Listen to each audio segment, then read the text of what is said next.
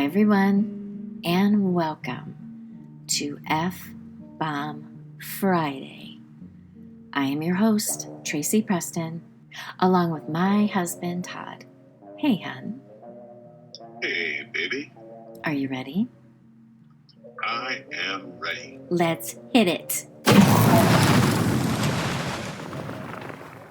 When we think of corn here in Michigan, we think of lazy summer days, Sunday drives down the country roads, watching tall green stalks with their golden tops sway gently in the breeze. We think of country fields that give us the sweetest corn on the cob that we slather with butter and sprinkle with memories of childhood summers. Juicy kernels bursting with flavor that usher the feeling of contentment that comes with knowing we are savoring a taste of Michigan's agricultural heritage. Personally speaking, for Todd and myself, we look forward in eager anticipation for our favorite local family farm to offer its bounty of simply the best sweet corn to the community.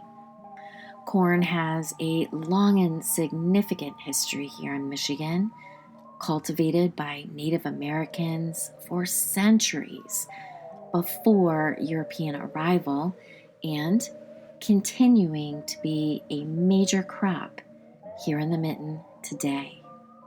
But beneath the idyllic surface of our cornfields, specifically in Winn, Michigan, there is a darker tale waiting to be unearthed.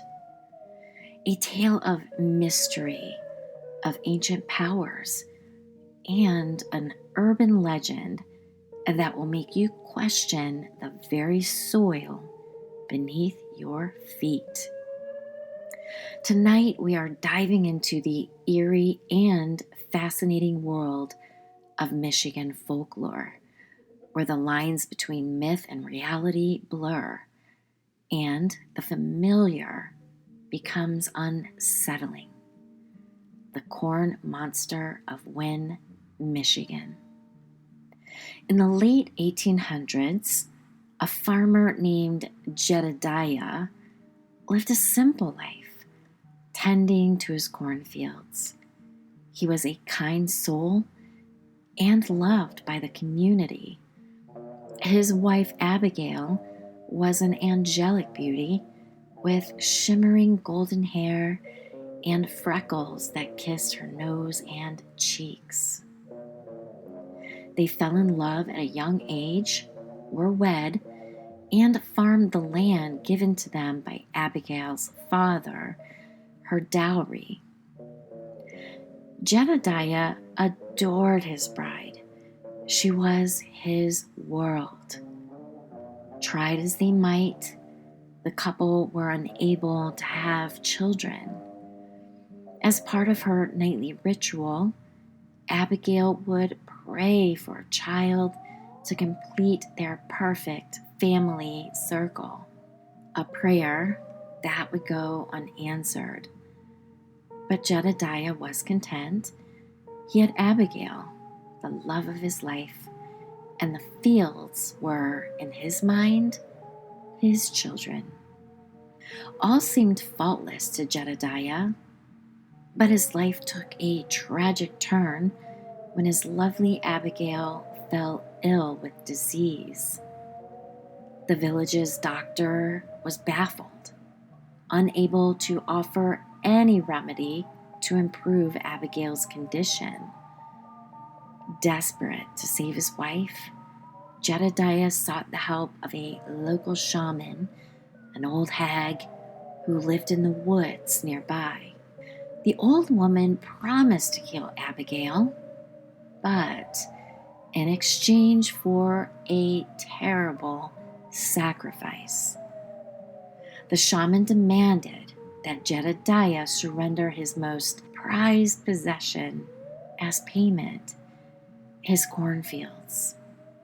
Driven by love and desperation, he agreed to the old hag's terms. The shaman performed a dark ritual, and Abigail was healed, but at a horrific cost. Jedediah's body began to twist and contort. His frame stretched and his skin turned a grotesque shade of black and green. His hair grew into tangled, vine-like strands. He smelled of manure and decay. He lost the ability to form words, only able to muster the sounds of gurgles and wails. As the transformation took hold, Jedediah's mind remained intact, but his body became a hideous, monstrous scourge. Abigail, horrified by her husband's new form, abandoned him, unable to bear the tormented sight of the creature that her husband had become. The corn monster of Winn, Michigan, was doomed to roam the fields he once lovingly tended, forever bound to the land that had been taken from him. His existence became a cautionary tale, a reminder of the terrible price of desperation and the dangers of meddling with dark forces. The monster's presence still haunts the fields, a symbol of devastating consequences of love and loss. The local townsfolk of Winn have whispered tales about the corn monster for generations. It's been described as a large, dark, slovenly, humanoid-like creature that stands on two legs. It resides in the nearby cornfields and has been reported as emerging from the corn stalks and scaring people who drive down the lonely dirt stretch of West Co Road in Isabella County. The town of Winn is about as small as they come, with a population of 166 reported in 2020. The area where the corn monster has been seen is very small. Nearly every encounter has been seen on West Co Road. But it makes sense, right? These are the fields the creature once tended. This is its home. And that's part of the hag's curse, that he can never leave and must watch over the fields for eternity. Encounters with the corn monster seem to be isolated within the small community of Winn, which stands to reason the tiny town isn't exactly a tourist attraction. However, in 2003, a Schwann's truck driver met the corn monster face to face. According to the truck driver, he would occasionally drive down that road late at night, much to the horror of locals who warned him there was a monster who lived amongst the corn down the road. The driver admitted that sometimes he felt that something was reaching out to him from the corn to grab him as he drove down the road at night. But one afternoon, he pulled his truck over and stopped to eat his lunch.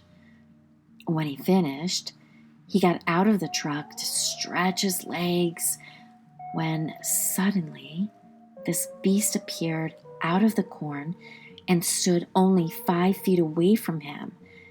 He described the creature as unexplainable, dark, dirty, man-like.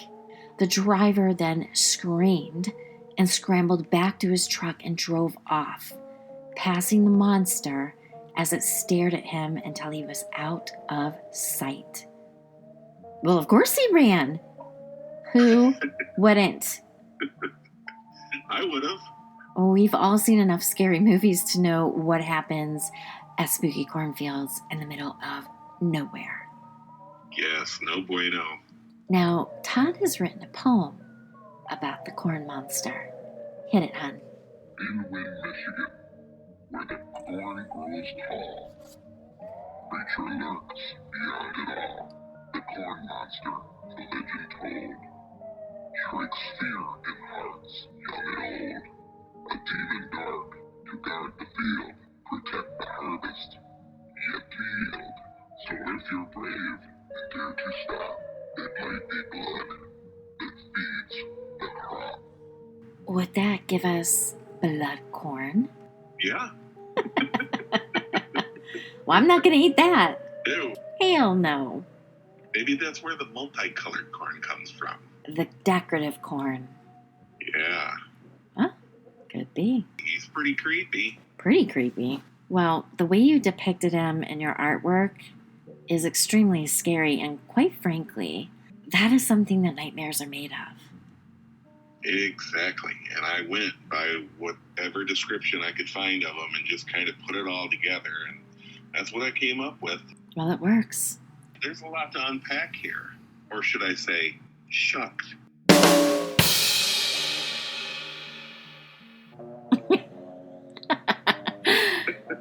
Oh, well, I think you should shuck it. Okay, so other people that have done the story on the corn monster before, they've brought this up, and it brings up a really good point. Corn can't be grown in the same field year after year. It has to rotate or the soil will spoil. So what happens on the years where, say, soybean is being grown? Does it become the soybean monster? Maybe he just lies dormant, waiting for the next season of corn. Maybe he just returns back to the earth and just kind of takes a break. So that's the thing I wonder. Once the corn is harvested, well, here's another question before I even finish the first one. Okay. What happens to the farmers who harvest the corn? I wouldn't want to be that farmer. Does anything happen? Yeah, it kind of would make you nervous if you were farming that same property, wouldn't it? Kind of make you a little uneasy? Make me a lot of uneasy. Or maybe make you feel good. Now, I'm kind of thinking he's not really a monster. I mean, he looks like a monster, but maybe he's just a guardian. Possibly because, as you mentioned in the story, he couldn't speak. So maybe he's like, help me. Right. Help me, I'm stuck. I was foiled by the witch. Yeah, he got the short end of the stock on that one. And he's probably just really, really sad. What he was supposed to sacrifice were his fields. So it sounds to me like she tricked him and actually bound his soul. That's not right. Yeah, she one-upped him on that one, and I think she got the better end of the deal. She got the fields, and she got somebody to watch over it for the rest of the time. Right, a soul for a soul. Yep. She's nasty. That's not very nice. No. To me, it kind of sounds like the old hag is the real monster of this story. I agree. But I think this story has the good makings of a good scary movie. Yeah, I think we need a new scary corn movie, and I think this could be it. Yeah. Right? Nobody's ever done a story like that before. No. Well, you got the Children of the Corn. Children of the Corn 2. Children of the Corn 3. And then I think there's the Scarecrow movies, but this guy's not really a scarecrow. No, he's something altogether different. Right. His body would only form as the corn grew. Oh, and so if he comes up from the dirt, right? So it's like ashes to ashes, but he's dirt to dirt. And then maybe he just grows as the corn grows. So he can never be taller than the corn. So once the corn is fully grown, I mean, we're talking like what, 8 feet, 9 feet? Oh, geez. Corn can get up really tall. Right. So at full height, that would be even more foreboding. Right. Ooh, extra creepy. Slathered with butter. Sprinkled with fear. All right, well, thank you, hon. You're welcome. You want to sign us out? You better lock your doors. You better lock your windows. And you might want to check under your bed. If I look under there and I see that corn monster, I'm going to grab my sickle and chop him down. Chop them down. That's right. Jiffy Pop. I'm going to build a fire and make popcorn. Thanks, everybody. And we will see you again on Alice Monday. See you on Monday. For more awesome content, like and subscribe now.